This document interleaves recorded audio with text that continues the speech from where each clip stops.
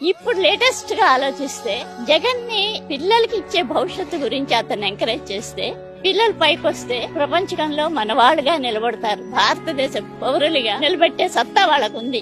ఈ కాలం పిల్లలకి అతను ఇచ్చే ఎడ్యుకేషన్ ఫీడింగ్ కి పిల్లల వరకు ఆలోచిద్దాం, పెద్దవాళ్ళు అనవసరం. పిల్లలకి కట్టుకునే బట్టల దగ్గర నుంచి, పుస్తకాల దగ్గర నుంచి, ఫీజుల దగ్గర నుంచి తల్లి తండ్రి కష్టపడకుండా పిల్లల చదువు కోసం A to Z పిల్లల్ని ఎంకరేజ్ చేస్తున్నాడు. That's all.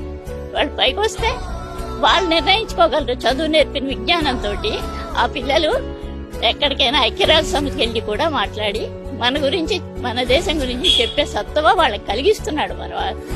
అతనే వస్తాడు. ఎందుకో తెలుసా, ఇవన్నీ మానేస్తే ఆగిపోతాయని చిన్న వాళ్ళకి మధ్యలో భోజనం పెట్టడం మానేస్తే లేవచ్చిపోరు కదా, ఫుల్ గా తినాలనే ఉంటుంది. అందుకని వచ్చే కాలం చెప్పలేం కానీ రేపు మాత్రం అతనే వస్తాడు.